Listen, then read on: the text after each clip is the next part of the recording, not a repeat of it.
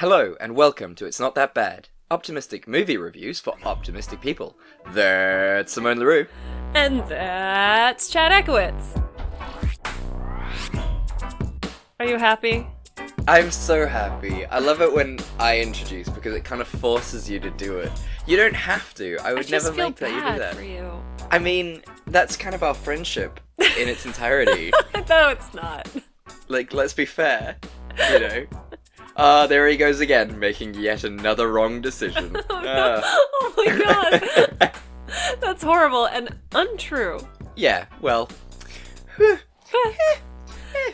So, for people who have never listened to this podcast before, which seems insane because who would choose episode 45 to just suddenly go, you know what, this is the one. This is what I want to listen to. Mm. But for you crazy kooks, and I respect you for your mavericism, this is the podcast where we take two movies that didn't do too well critically, and we tell you, hey, they're not that bad. It's an optimistic spin. It is, and we have a fun theme this week. Yes, we do. Tell us about it, Simone. Favorite genre, well, one of our favorite genres, arguably, dance movies. Why do we love dance movies so much, Simone? What is it about a dance movie that really attracts you to it? Even if the plot is complete garbage, you get to watch people dance beautifully, because usually they bring on pretty good dancers and choreographers for this. Yeah. So, like, you can be like, yeah, the plot doesn't make any sense, but wow, look at them go. And that's fun. Yeah. It's also, I think for me, it's just the fact that in dance movies, the dance movie universe presupposes that dance is one of the most important things. Yes. Ever. In the entire universe. Like, politics doesn't matter. Fuck racial politics. Divide doesn't matter. No. It's all about the dance. Yeah. And that's amazing. Yeah. Screw formal education. You should dance. Exactly. And I think that's the premise of your movie this week, pretty much. So do you want to tell us what movie you're going to be doing? I will be doing Step Up 2, The Streets. You see, Simone, I'm going to mansplain to you quick. Please. That name is clever for two reasons, you see. So, first of all, it's the second Step Up film, right. Hence Step Up 2. And then they also are doing a competition called The Streets. Uh-huh. So it's highlighting the fact that the competition is going to be called The Streets. Yeah. Now, the reason why it's also clever is because two is a preposition in English. So you're stepping up to something. And the streets is also a very colloquial term for gangsterism in America. So by stepping up, also another colloquialism amongst our gangster friends in the US, predominantly in Detroit, it's and other areas of Chicago. Stepping up means to challenge. So it's a challenge to the streets, which goes with the formal educational point of this movie. So well said. I don't think that my uterus-addled brain could have possibly figured that out on its own. Thank you so much. You're so welcome, sweetie. Now... Okay, well, what movie are you doing this week, Chad? Just hot red blood of rage flowing through every human being listening to this podcast. And you're just so polite while you mansplain, too. Like, you really sound like a mansplainer. Like, you have the best of intentions. You can't help it that you assume I'm an idiot. Yeah, it's only because you're a woman. That's the only reason why I assume you're an idiot. Yeah, which you can't. No. So I will be doing a fantastic film, thanks to your recommendation. I'm going to be doing Step Sisters. Woo! Which are, again, double meaning, Simone. I think let's let our listeners figure that one out for themselves. Shall we? I think that's a good idea. So... let's decide who gets to go first. What are you drinking this week? I am drinking a beer that was left in our fridge. It is a Castle, but this is like a special edition Castle can, as you can see. Ooh, that is very special. It's inspired by one of the most defining events in South African football. It was the first tournament since readmission, which saw Bafana Bafana grasp their first AFCON trophy. With every goal and every save, we made our mark on history. That's lovely, and I thought it was going in a very different direction when you started with one of the most iconic historical events in South African, and I was like, oh no! We have so many horrible ones. There are so few good ones. And what are you drinking? I am drinking a white rum. Ooh. Old Hopkins white rum. I found it in the alcohol case again. And that comes in at a cool 37%. So you clearly win. My beer is 5%. Yeah, but I think you win for the historical value. Thanks. Yeah, the historical value brings it up to a cool Like, 50%. I'm high on patriotism. And that's when you start singing the Nkosi Sikalele. Poorly and phonetically. Yeah. Alright, well, I guess I should go first then. By all means, let's talk about Stepsisters. Stepsisters, 2018. So, look, I didn't have time to prepare a plot synopsis on this one. Just purely because I was busy preparing for work, which I start tomorrow. Yay! And yay, super exciting. So this is going to be incredibly loose and free-flowing. So, Jamila, played by Megalyn Echikanawok, a brilliant human being who is used to be the president of her sorority and the captain of their champion dance crew. They are a step dancing crew, so they do a lot of stomping and slapping. So that's step dancing, just in a very sort of basic nutshell.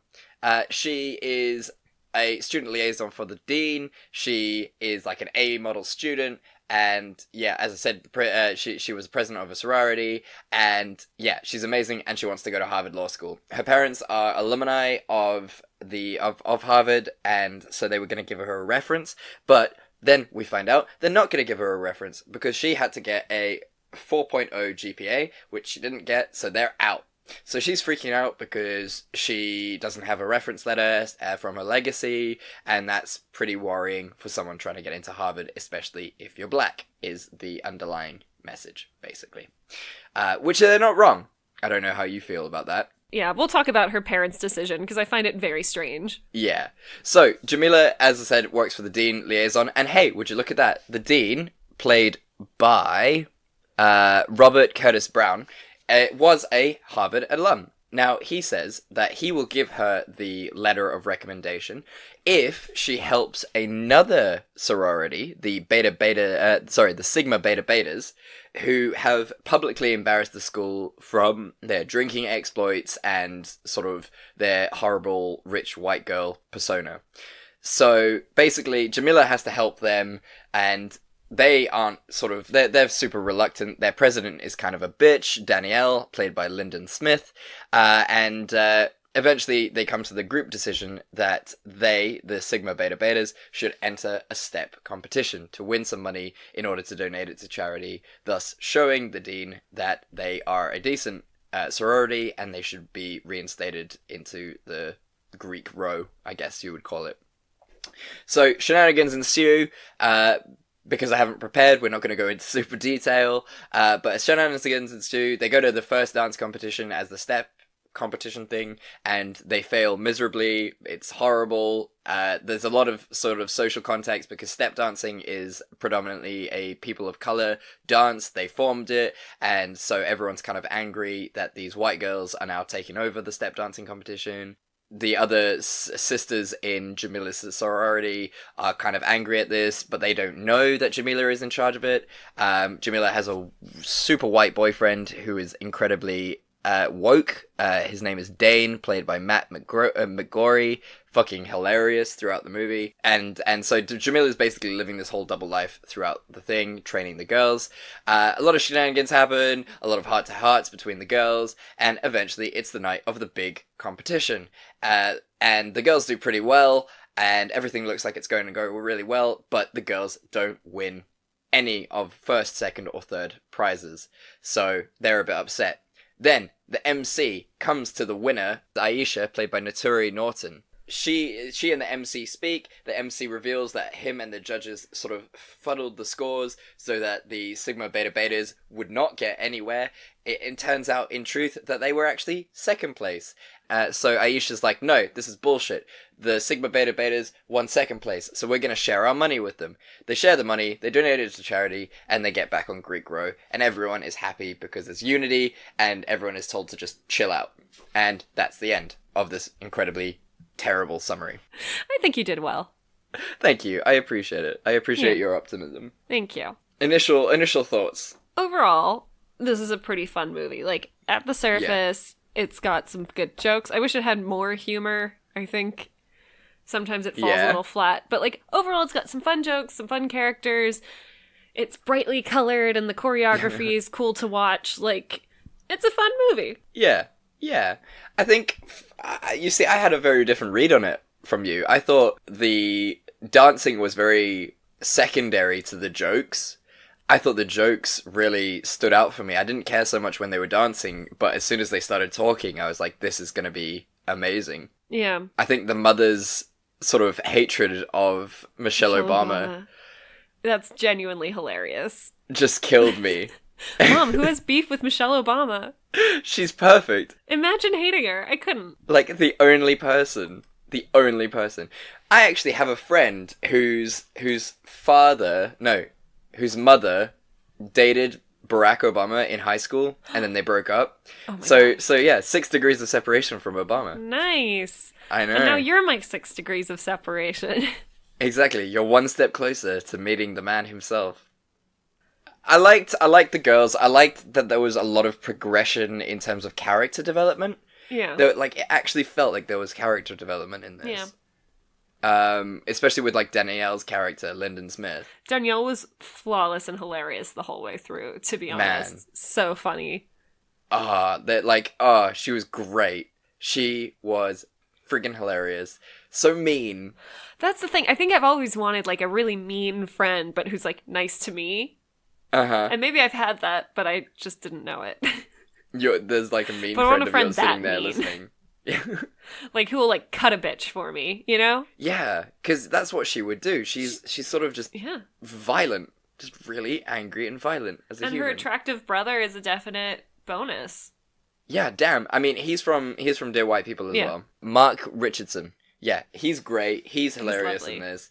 He is a great character. Like, I've only seen him in this and Dear White People, but in both he is flawless. He's just so lovely and charming and funny and great. And I think that's what's cool about both things that he plays. Like, it might be a little bit of typecasting, but he definitely plays the, like, unassuming, sort of nerdy sort of character who's just great regardless. Excellent, yeah. And smoking hot. Like, smoking hot. He's a beautiful man. How do we feel about Jamila as a character? Well, she was a little all over the place. I think, I think there's something important there with her realizing that she always felt like she was never black enough, and how a lot of her actions throughout college, like, she did so that she did feel like she was acting black enough and being black enough. And I think, it's interesting to me because obviously I, as a white person, have never had to worry about being white enough. Yeah. It just happened it comes very naturally. But, like, it's just something that I never considered. So I think that was an interesting storyline. And so I read reviews online because I was like, I don't think that my opinion as a white person can really cover this story. Yeah. And I read about a couple of other people who related to that feeling of feeling like sometimes they're not acting black enough or they need to be blacker. And especially with that, SBB sorority girl, the only black girl in the sorority, who is kind of like, she starts off as being a bit of a joke at the beginning. Yeah, and then, it's her name's Nia Javier. Also from Dear White People. Also love her. And she talks about how, like, she just got a lot of shit and she got people teasing her and telling her that she couldn't act the way she was acting, even if that's how she wanted to be. And I think that was interesting. But overall, the character of Jamila just makes very little sense to me. Like, she either is super ambitious and cold-hearted and just, like, ready to teach these girls step regardless of the consequences so that she can get into Harvard, or she's very patient and, like, willing to take a chance on people.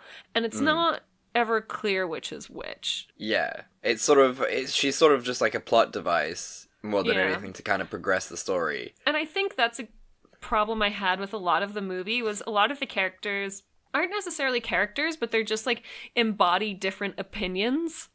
If that makes sense. Or, like, different points of view. Yeah. No, you're 100% right. Like, they all represent a different sort of societal point Yeah. about race.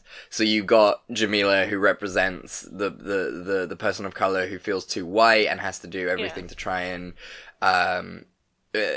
fit in and find some identity in being a person of color, but also, you know, play to this white world. Then you have people like Sandra, Nia Javier, who is always claimed to be not black enough and way too white and things like that. And then you have people like her boyfriend Dane, who's a white guy who's trying to be overly woke and is overly compensating for being woke. That's a great way to say it, actually. That was in the reviews. Excellent. I don't want to take credit for that. Oh, really? But performatively woke. Yeah. And then you have Langston Bishop, L. Warren. No, sorry, wrong guy. That's the dad again. Mark Richardson, Kevin, who's like very comfortable in who he is, doesn't care whether he's black or seen as too black or too white because he just knows who he wants to be. And yeah, you're 100%. And then obviously you have Amber, who's played by Alessandra Torresani, who is the white girl who has to strip because she doesn't have enough money, who actually says in the line in the film, you know, it's not just... like, white people can be poor too, or something like that. Can be poor too, yeah. So you know, it's like, you're 100% right. It goes through all of those various aspects, and none of the characters are actually characters. And I think the movie would be stronger if it wasn't like they were trying to... because then with all those characters, it's like they're trying to get this message across, but you don't know what the message is. Yeah. And then on top of that, the plot isn't very strong to begin with. Like, why on earth wouldn't her parents, who, you know, are clearly all about progressing, like, black children and, you know, bringing in the next generation of black leaders and lawyers, like, why are they, like, not going to endorse their daughter to get into Harvard when she says her grades are good? They're not perfect, but they're good. She's also active. She's, like, head of her sorority. She's volunteering. Like, she's doing got a everything. job. Like, it makes no sense that they'd be like, oh, because your grades aren't perfect, we're not going to let you follow your dream. Yeah, exactly. That we told it makes you no to sense. want. Yeah. Like, it makes no sense because you would, regardless of what you've agreed upon, like, you want your child to succeed for A, and then you understand how hard it is to get into Harvard, and, you know, it's not like she wouldn't get in on her grades, but because the system is so fucked, she needs that recommendation to just push it over the edge. So already the plot is, like, so weak because that alone doesn't make sense. I mean, to be fair, like, on a real serious, like, devil's advocate kind of thing, like, yeah, some parents are really fucked in the head that way. Yeah, that's true. But to be fair as well, like, as I can imagine, completely speaking, as a white person, as a person of color, you would want to see your daughter succeed in a incredibly white dominated thing, not in spite of them, but because you know how hard it is as a person of color to succeed. Yeah, exactly. And then it's like, it's also a point of blackmail, not just for her parents, but for the dean as well, because he's like, oh, if you don't do this, I will not give you my letter of recommendation. It's like, what? That is full on duress. Like, either you like me as an employee or you don't, dude. Like, yeah. Not just because I can help these sorority sisters. But I mean, again, overall, at the surface, just watching it, like, with some friends and not thinking about it too much, it's a fun movie. Yeah, no, you're 100% right. And there are a lot of moments that I was just hosing myself. Yeah. That were just great. Beth, as a character, played by Eden Scher, from the middle. So funny. That bit where they get the boys team to come in and teach them how to be angry and stuff, and like they're all shouting things like Hello Kitty and stuff, and they get to her and she just screams, and then he's like, that's it, white girl, and slaps her on the ass. Does her little giggle. Yeah, we were also just catting ourselves. Oh man. Yeah, and I think that's what's the beauty of this film. I mean, there are a lot of issues and like a lot of it doesn't make any sense. Yeah. But I think that is the beauty of this film, in the fact that there are so many bits where you're just like, this is fucking hilarious. Yeah, some of the quips are solid. I can't fault this in a lot of ways, because it is a dance movie, and that's what you can't forget about it. Yeah. Dance movies aren't serious. Ever. And you can't read into it. You'll go crazy. No. What's your scene that could have saved it? I don't know, it's really tough for this one, I think.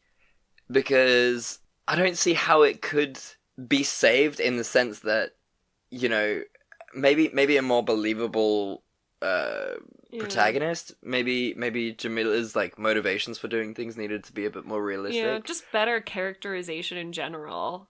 Maybe maybe making Aisha the protagonist instead of making Jamila the protagonist. Because Aisha being the captain of the winning step team, now having to teach these white girls, especially because she is the one who's so against it. Yeah. It would kind of make more sense in terms of like a motivational thing. I think Aisha has the conviction to say no, though. That's true. She seems really like a strong human being. What's your scene that could have saved it? So, I've been thinking about this because, like, so I'm going to dive into the topic of cultural appropriation shallowly. Because it's complicated. Cultural appropriation is really complicated, and it's hard to find the line between, like, is this exploitative, or is this actually, like, more cultural appreciation? Yeah. And I think that's where a lot of people were extremely nervous about this movie. Yeah. And I don't want to say what's right or what's wrong, but what I do know is, as some people know, I went to an international school when I was younger. Mm-hmm. While I was there, because a couple of my friends there were Indian and Pakistani, and I joined them at their Indian dancing class that they did after school.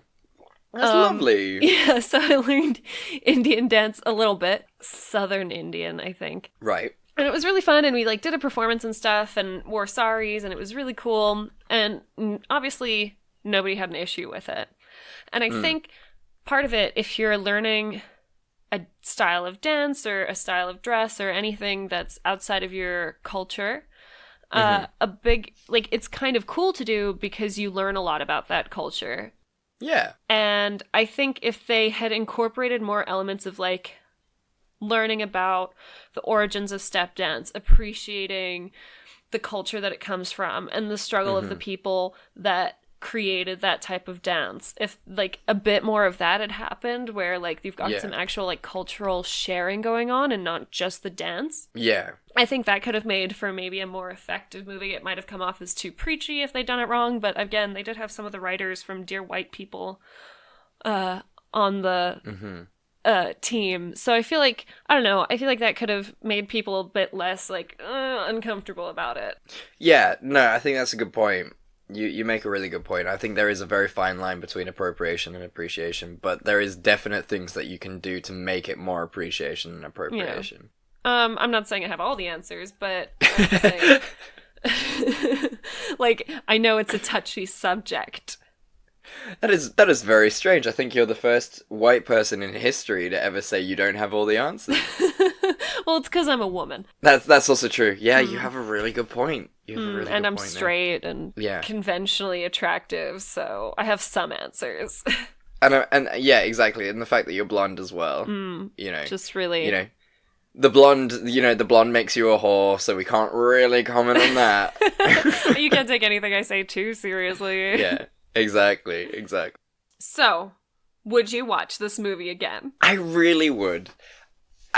That's the thing, though. That's the thing, because I think there's a certain situation, and there's only certain people that you can watch this movie with. Yeah. Like, I think of my friends and the people in my life, and there's like there's a handful of people who I'd watch this film with. Like, if we were sitting down to choose something, and I was with some of my friends, I definitely wouldn't even suggest this movie. But if I was sitting down with, like, you or Landre, shout out to Landre, I would go, yes, let's this movie is for us. Yeah. So I think I would only watch it or if I was alone, I definitely wouldn't watch it with anybody else necessarily. I think it's a very specific movie with a very specific viewership. But personally, if I was just by myself, hands down, I'd watch it again, like, straight away. Yeah, no, I agree. I watched it ages ago, I think around when I first got Netflix, so, like, probably around when this came out. And I watched it, like, again a couple weeks later with my sister, because I was like, oh, you'll love this. Yeah. It's, you know, it's fun. I think it has some problems. I think it could have been better, but, like, overall, if you like a silly sorority college dance movie, like, this ticks all the boxes. Yeah, exactly. And it's got some really fun scenes, and I mean, yeah, you can't... It's not one of those films where you go, okay, cool, I'm glad I watched it and it's over now. Yeah. It's definitely one that you could just pop on again. It's I think it goes between, like, Pitch Perfect and Footloose. Like, I need a lot of time in between watching Footloose. Yeah. Like, I don't know why, but I just feel exhausted after watching Footloose, so I need, like, a couple strong months before that. But Pitch Perfect, I can watch, like, Tuesday and then watch it again. Yeah, exactly. This is somewhere in between that, I would say. Yeah, I agree. Yeah, nice. Well, there you go. I made that through. I don't know why, but this alcohol has seriously gone to my head. Oh, well, I'm glad you went first. That's why the one with the highest alcohol percentage goes first. Because then by the time that the podcast is over, they're done. Basically asleep. You're in the clear. So there we go. And Simone, tell me, Step Up to the Streets. What is it about? What happens? Step Up to the Streets. It's just... God, okay. This movie follows Andy, played by Brianna Evigan, following the death of her mother when she was a bit younger. She is currently living with her mother's best friend, but she is troubled. She is skipping school and spending all her time with the dance gang that she is a part of, called the 410. Eventually, it goes too far. Her sister's best friend is really concerned for her and says that she's going to send Andy to Texas to live with her aunt. Andy obviously doesn't want this. Luckily, Tyler Gage, played by Channing Tatum, and of the first Step Up movie, happens to be an old friend. He convinces Andy, through dance battle, that the best way for her to stay in Baltimore is if she attends Maryland School of the Arts, or MSA, the same school that Channing Tatum went to in the first Step Up. Andy's hesitant at first, but she loses the dance battle. And her mom's best friend says that she's willing to give Andy another shot as long as she attends all her classes at MSA and behaves herself. While Andy is auditioning for MSA, she meets Chase, played by Robert Hoffman. It turns out that he is a legacy at the school in that his family founded the school and his brother is currently running it. However, Chase is bored with all of the stiff conventions of classic dance school and is excited to see Andy bringing her street dance style to the school, and he is interested in competing with her on the streets, but she's like, no, go away, don't be dumb. You don't have a crew. You can't just enter the streets. Well, because Andy is struggling so much to juggle dance school and rehearsing with her crew eventually gets frustrated with her and drops her. Devastated, Andy turns to Chase and her new friend Moose, played by Adam Savani, and together decide that they're going to form their own dance crew with a bunch of other misfits at the school. They practice at school after hours, have a great time. When they tried out their first performance at a club, it doesn't go super well. Luckily, Missy from Andy's old gang, played by Danielle Polenko, decides to throw them a bone. She's left the 410 because they're no longer about family, they're just about winning, and she's not about that. And she decides to join their gang. I think they call themselves the MSA crew, very creatively. Yeah, it's not very clear, so... They step up their choreography, they post a video online of them performing a prank on the leader of the 410, and things start to go awry. After leaving a party at Missy's house, Chase gets beaten up, and the studio at MSA that they've been practicing in gets vandalized. Andy immediately gets in trouble for this, and is expelled for taking part in illegal street dancing. Yeah, it's the number one crime. Yes, in Baltimore, it's the number one crime. Devastated, Andy begins to pack for Texas. She's so sad because she feels like she finally had found somewhere that she belonged. Luckily, the dance crew decides, fuck it, they want Andy back, and also, the dance battle is that night, and they need to go. They convince Andy to join them. Andy's mom's best friend sees how much they love her, how committed they are, how happy Andy is. She says, go. They go to the dance battle. Predictably, they win. Andy's principal sees the performance, goes, oh, maybe you're not that bad a dancer, and invites her back, and everyone lives happily ever after, and Andy and Chase kiss. Yes. Yes. Is that it? Have I summarized everything? I feel like you really have. I think that's a really solid Good lord. Synopsis of that film. So, I mean, for me, the number one thing about this film is the Chase's brother's accent. Beautiful. Flawless. Flawless. I couldn't nail it down. Is he British? Is he from Chicago? Is he from New England? Where is he from? He's like one of those American dudes who spends like 2 years in the UK and comes back sounding European. Yeah, but like really fake European. Yeah. Yeah. So that confused me, and I loved just watching scenes with him in it, just because I was like, yes, here we go again. We can watch some nice scenes where I don't know where he's from. You just like an accent challenge. I do love a good accent challenge. I think that will be my next film that I need to watch is Blood Diamond, just to hear Leonardo DiCaprio do a South African accent. Well, why not do Francois Pinar's? Oh, that's true. Yeah. What was the movie? Invictus. Invictus. Yeah, there you go. So, what were your thoughts of Step Up to the Streets? Good lord. They keep acting like dancing in public, like doing basically a flash mob thing is a really serious crime. Like, they keep calling it an attack. Yeah, like, it's a terrorist act, apparently. And it was like, 2008 was a simpler time. And, like, the whole beginning of the movie is completely baffling because, like, so she has to, join the school so that she doesn't get sent away, but she doesn't tell the leader of her crew that at all. And then he's, like, understandably frustrated because he doesn't know where she is. Yeah. And then when she tells him, like, listen, I've been at school, he's, like, mad at her for getting into a good dance school. Yeah. And it's, like, and it's so strange because it's, like, really no one else in the crew has other commitments. Yeah, like, that's it. They're 410s. How do they make money? 401s. How do they do anything? Like, what do they do all day? They dance. That's all they do. They're literally just dance in the 410. It's so strange. And that's it. Because the sane reaction to, like, I've had to go to school is, oh, wow, congratulations on getting into this really prestigious dance school. I understand you have commitments. I just need you to be straight up with me when you're going to make it and when you're not. This is a hobby for all of us. It's not that big a deal. Exactly. I think what really perplexed me about that is that her best friend, not the one that comes over to her side, but the other best friend that she has, like, Andy tells both of them at the same time that she has to go for MSA. And then she tells them that she gets into MSA. Yeah. And they're both really excited for her and super chuffed that she's in. Yeah. And then all of a sudden, the one best friend just flips her lid and is just like, nah, this is unacceptable. She's, like, mad at Andy for missing, like, a party at someone's house. Yeah. Like, Andy falls asleep because she's understandably exhausted. And, like, they're mad at her for missing the party, but it's like, it's some dude on a couch playing Xbox. Like, it's not even...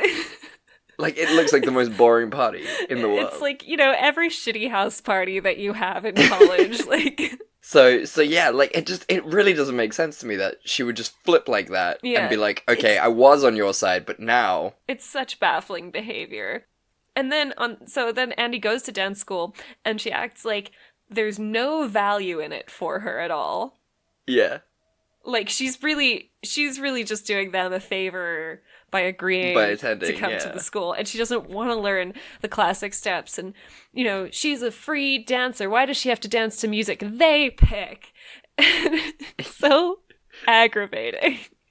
Yeah, it makes no sense. I mean, you're given this amazing opportunity to go to, like, the top-end dance school. Yeah. You would think you would, like, put in the least amount of effort. Well, so they do one montage where she apparently learns ballet in 3 hours. I've heard it's that easy. Yeah, it's really, real easy to do ballet. Yeah. And I don't know, I just don't understand why they're not, like, saying that there's any, inherent value in learning good technique and in learning, like, the best way to use your body, like, basics of dance. Like, they're acting like there's no value in that. And she came there, with everything she needed to succeed already. Yeah, I think the movie really is perplexing because they go back on themselves quite a lot. So, like, the initial point is that the MSA is really sort of bad and evil because it stifles creativity. No one knows what to do with half the students. Like, literally, they've said it, like, when they were putting together that crew, they were like, oh, this girl is too tall, so they just let her do what she wants. So she's at the school, she's attending a school, and the school's like, now we can't do anything with you, but you can still stay. Like, and the one guy, they're like, oh, no one knows what to do with him because he gets bored and, like, makes up his own steps. And you're like, no, that's just rude. Yeah, like, it makes no sense. So, the movie originally says, like, MSA is bad because they stifle your creativity. But then in the same, like, literally, like, the same stroke, they'll be like, no, but free dance is bad because they're all about the competition. So no one is the good guy in this film. Yeah. Andy is the good guy in this film because she has no idea what she's fucking doing. It's, like, the whole message is completely baffling. Yeah. The dancing's nice, And then on top of that, I'm going to say a hot take here and say... Do it. All of the choreography at the beginning of the movie is terrible. Ooh, okay. It's only the last dance scene, like that final contest, where the choreography is enjoyable and watchable. Everything else, you're just like it's a lot of break dancing. Yeah. So you're like, well, this certainly requires tremendous athleticism. It's not, like, super visually entertaining, actually. Yeah. Yeah, no, I don't know if you felt that, understand. but I just thought a lot of the dance sequences were pretty lackluster until the end.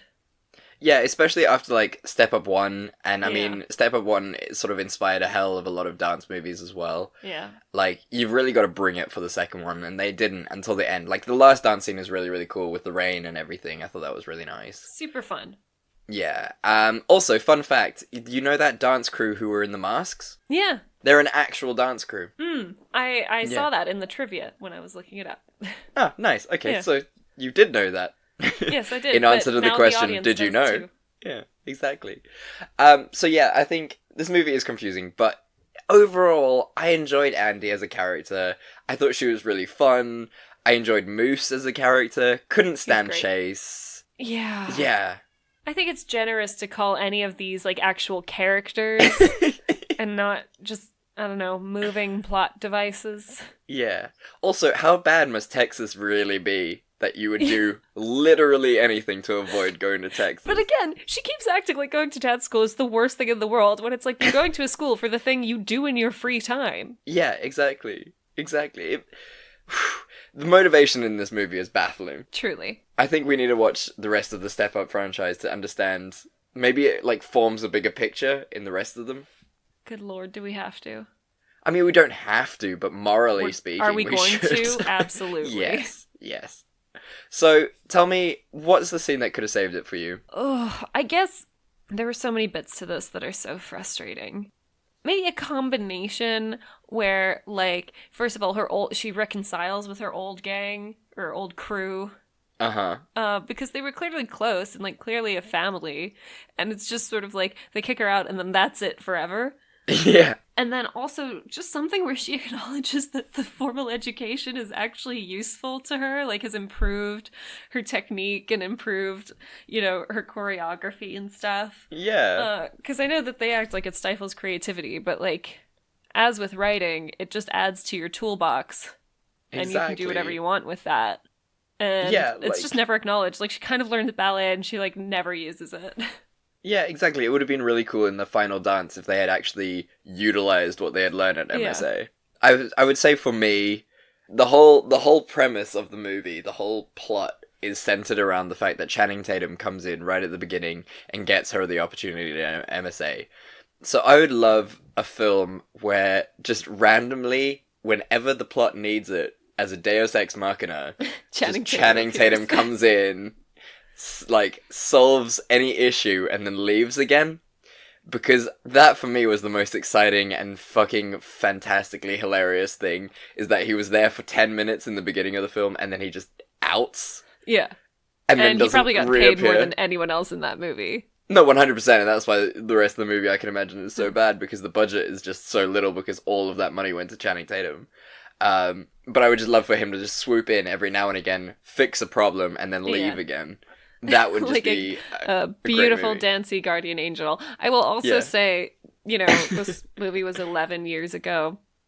I'm really glad that clothing like fashion has changed so that with male dancers you can actually see their bodies and they're not just swathed in the baggiest sweaters and jeans. Like, I'm not saying I want to perv over them, but I just want to see the movements that they've clearly trained really hard to do. Yeah. In like the dance off with Channing Tatum, he's wearing like the baggiest sweater and the baggiest jeans, and you're like losing 3/4 of his movements to them. It's so true. It's so true. I do love that they brought in trampolines for that like the first fun. dance off. That's great. Like, I would love to see, because apparently, like, it's alleged that the DJ owns the club, right? Sure. So I'd love to see the meeting where like he's just sitting there with like his co-owners or whatever, and they're just like, what can we do to bring more people into this already packed club? Trampolines in the dance floor. Because they're going through like the usual ideas. They're like, oh, like a fog machine, confetti showers, like blood showers, and no. No, let's have 2 strangely shaped trampolines. The thinnest trampolines you've ever seen. And that'll be fine. That will get more people into this already super packed dance floor. It's not like we need a gimmick, but let's have a gimmick anyway. That would have been an enjoyable scene that could have saved it. Yeah, that would have been great. Just the meeting where they decided.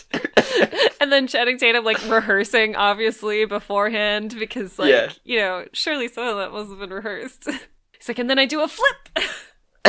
To be fair, I want to ask you that question, actually. How many of your big life decisions were made through dance battles with people who wanted to, like, sort of steer where your life went? All of them. That's how I got this job. That's true. The new job that I'm starting next month is entirely through dance battle.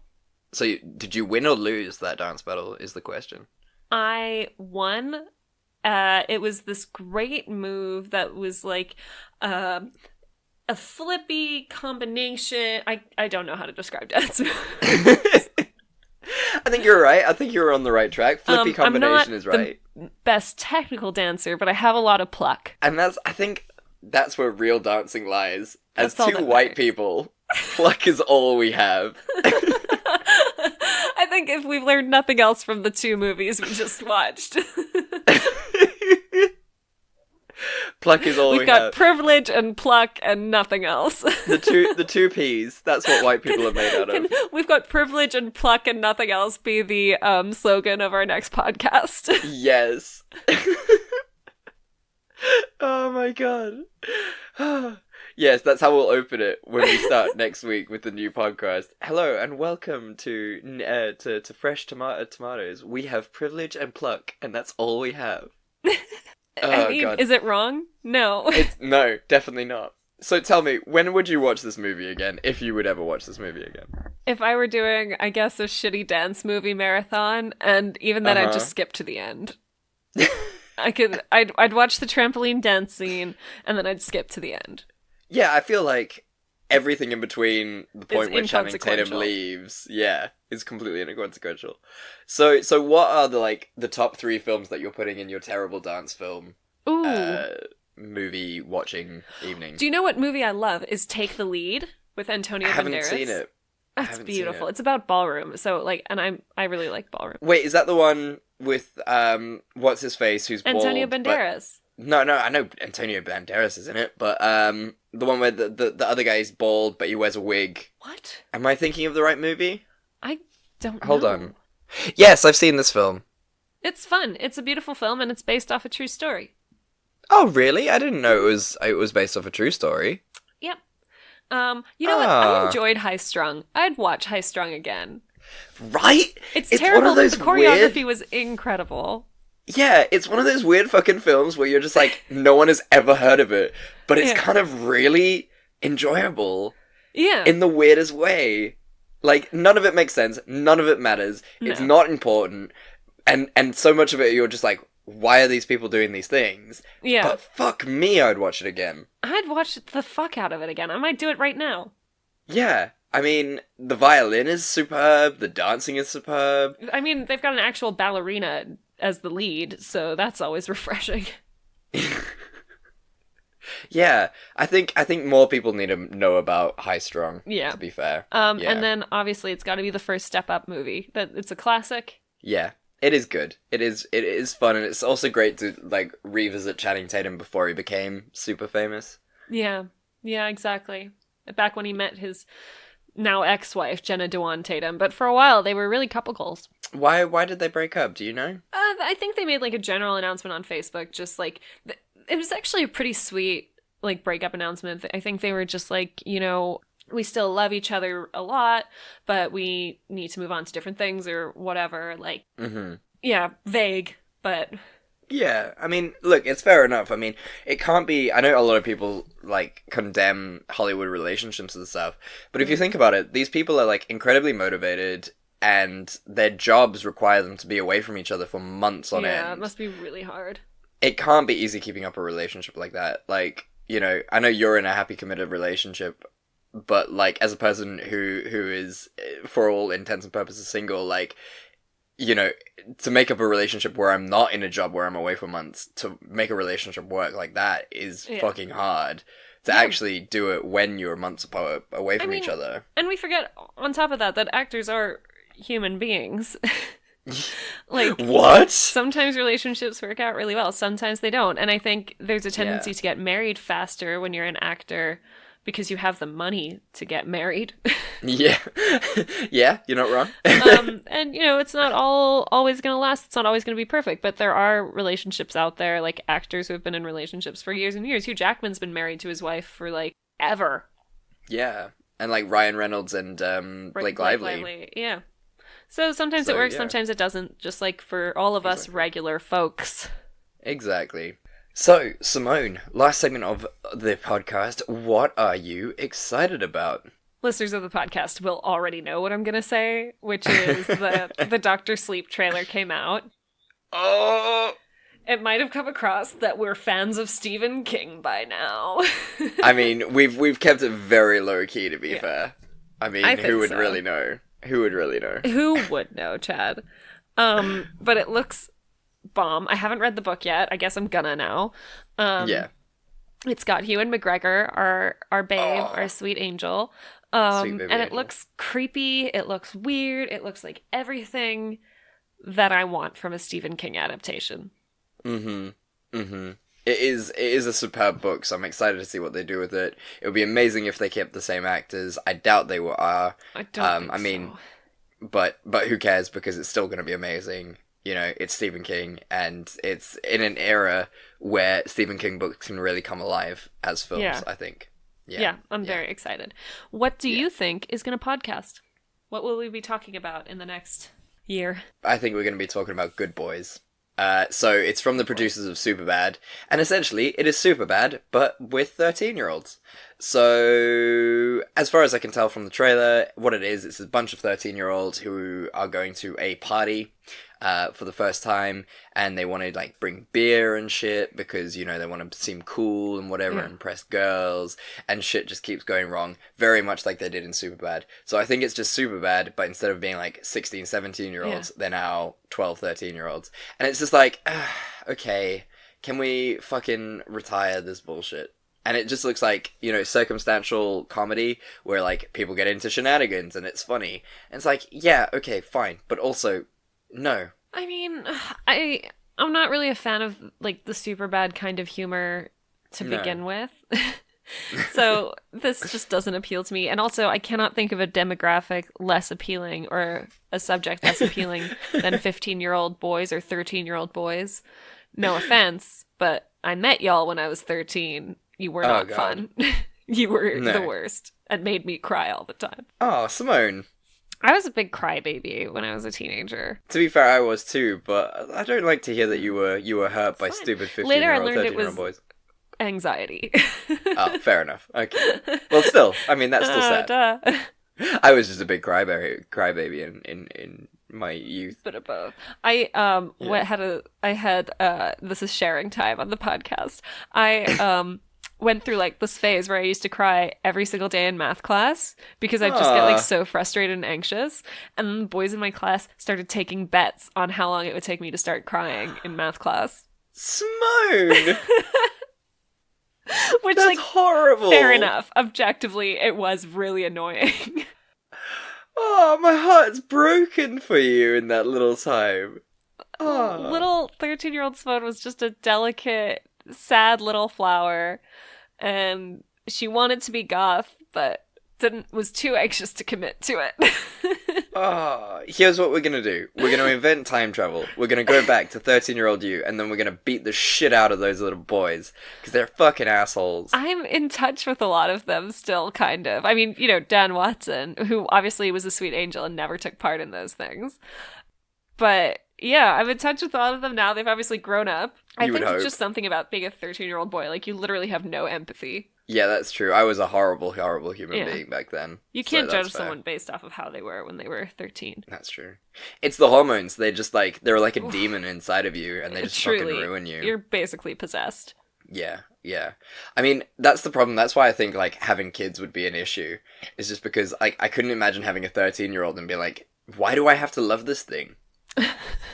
Just send it off to boarding school until it's, cool again. Until it's baked, until it's cooked right. Yeah, exactly. Yeah. Well, yeah, I'm excited for your movie. I'm not excited for my movie, and we will review it. We know we're going to review it on this fucking podcast. Speaking of... Yes. Can Chad, you believe it? Yes. So this is our last episode of It's Not That Bad. I'm getting emotional just saying it. It's been a fun run doing it this side. I mean, we're making a bigger deal of it than it actually is, but it is a change, It marks a dramatic change in sort of our career as podcasters. Yeah. So, do you want to tell the people our new name? Very emotional. So guys, we are just moving to a new podcast name. We are repackaging the same old content in a shinier box and on a podcast network. We will be called Fresh Tomatoes, the movie podcast. Yeah. Which sounds delicious. I love a good fresh tomato. Nothing better. All succulent and ripe. A little bit of salt, delicious. Ah, that's what's up. And that's what we bring to it. You're the salt, I'm the pepper. Fresh tomatoes. Making those fresh tomatoes tasty. Yeah. No rotten tomatoes here. No. Haha. And that's the play on the words. Yeah. Just in case. To all you women out there. So yeah, that's starting next week. We will be rebranding as that. But again, as we've said before, it's the same old content. Everything's going to stay the same, except that the episodes will be slightly shorter, but we'll be doing 2 episodes per week. You'll still get your monthly special mini-sode of our book reviews. Yeah. And it will just be crisper. It will be cleaner. Very much like a fresh tomato. Yes, and we will also have some advertising on it, so we make money. That's the dream. That's what we love to do. Yeah. Yeah. We're just disgusting sellouts.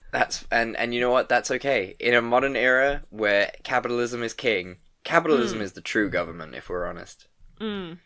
Yeah. Hot take, of course. And that's our new political podcast. The amount of spin-off podcasts that this podcast generates makes me so happy. So, how was your week, Simone? It was good. I started watching Nosferatu, the series. Oh, is it any good? I haven't started watching it yet. It's good. My worry is, so I started watching it with Rudy because I like to get a gauge. Like, obviously, I am thrilled and obsessed because I read the book and everything. Like, if you're a fan of the book, you'll enjoy it because, like, it's really paid attention to detail. Awesome. But I think if you don't know the book that well, it's a bit harder to get into right off the bat. Okay. I am thrilled because one of my favorite YouTubers who left YouTube, Sailor J. Right. She's in it as Maggie Lee. Ah, brilliant. Okay. Yes, and you know her. She did like How to Be a Slytherin, How to Be a Ravenclaw videos. Oh, fantastic. Awesome. Yeah. So it was like really exciting seeing her face again. She's a bit more prominent in the series than in the book because obviously it's not just from Vic's perspective. The actress who plays Vic is, outstanding. Brilliant. Just a treasure. She does a great job. Yeah, I'm really enjoying it. Awesome. That sounds really, really good. Yeah. And how are you this week? I'm good. I'm very well. I finished reading let's try that again. I finished reading Stay Sexy and Don't Get Murdered, the definitive how-to guide. It's such a great book. Seriously, I wrote a review on it as well. Yes, I saw. Yeah, did you see that you're the person? I hope you realized I that. So I was like, oh. Yeah. Well, I mean, you did introduce me to it, and you are my my spiritual advisor. I think when I started listening to it, I just told every single person I knew. I was like, you need to listen to this podcast. It is amazing. And now I know all the murderinos in my life. Exactly. You created all the murderinos take in full your life. credit. You should. So I finished that book and it was amazing and changed my life. And I mean, it's just like, in terms of sort of life value and life advice, it is a book to read just for that. It's a very, very good sort of self-help guide. So that was amazing. I went on a date this weekend and we'd had a really fun time. We did the thing called a history hunt in Bath. So Bath is like a really historical city. And so basically it was like a map and it had clues on it. And so you visited different historical places within Bath. It took us like an hour and a half to complete. And it was just so much fun because we got to like experience the whole of Bath. It's like quite a large city. That's and so we just awesome. literally walked around there. Yeah, it was really, really good fun. And I mean, it's really helpful because I start my new job tomorrow in Bath. Yes. So now you know. So it was, now I know the city. I can do it backwards now. So it was just really, really good fun, and it was really fun. And yeah, so it's been a good week, and I'm very, very excited to start my new job next week. Should be good fun. Huh. I'm so excited for you. Yeah, Do you have a little lunch prepped? I do. I made satay turkey. Oh, look at you! I know. I also made turkey nuggets instead of chicken nuggets as a little snack, and I also made jalapeno poppers, which people can see on my Instagram. Yeah, guys. Chad's just the new nutritionist in town. Yeah, if you want some nutritional advice on healthy yet super fatty foods, this is where you come. Come have a look at my Insta. So yeah, I've had a good week as well. Well, tell people what your Insta is. I'm glad you had a good week. Yeah. Okay, so my Insta and my Twitter are the same, so they're chatsby1993, that's CHADSBY 1993. You can also find us, this podcast, which will be changing its name, but for the week as it is now, once you can find us on Facebook at It's Not That Bad Podcast. You can also find us on Instagram and Twitter at It's Not That Bad. What is our Twitter? It's not that bad one. And then our Instagram is also It's Not That Bad Podcast is Instagram. It's Not That Bad. And Facebook is It's Not That Bad One. Sorry. You see, this is why you do them and I never do them. Sorry. I really just loved listening to you stumble through it. No, absolutely. And I think I was thinking about it the other day. I was like, why don't I ever do the socials for our podcast? And then I realized now why I never do the socials for our podcast. It's because you're way more on top of them than I am. Well, I say it more, so I'm used to it. That's true. And then finally, our email is it's not that bad podcast @gmail.com. That one I got right? Yeah, you're right. Yeah. Where can the people find you? The people can find me at simone.le.rux on Instagram, and that is it. Yeah, you're not a Twitter bee. I'm thinking of getting on Twitter because I've been lurking on Twitter with like the podcast account and my work account, but obviously now I have to switch, and maybe it's time for me to jump on. Do it. I mean, to be honest, I love my Twitter now because I've joined like a writer community. Oh, so lovely. Like it's a huge hashtag on Twitter is the writers community, and I've made a lot of sort of insightful friends through Twitter on that way. So yeah, that's it's really good. Is for. Exactly, that's the good part of the internet.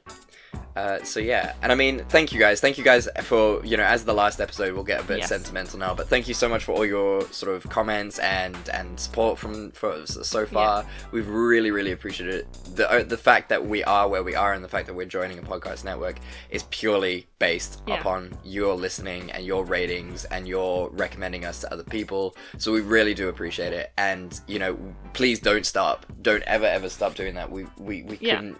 We need to grow still. It's not like we've made it and now we're just gonna chill out and sit back. No, still we're gonna rate. Keep grinding. Yeah, exactly. So rate us, give us 5 stars on iTunes or wherever you listen to your podcasts. Leave comments. We really appreciate it. It helps our visibility. Tell your friends, tell your enemies, tell anyone who who listens to podcasts. If they don't listen to podcasts, introduce them to podcasts with our podcast. And as we say at the end of every episode, we love you and there's nothing you can do about it. We love you and there's nothing you can do about it. Goodbye. Bye.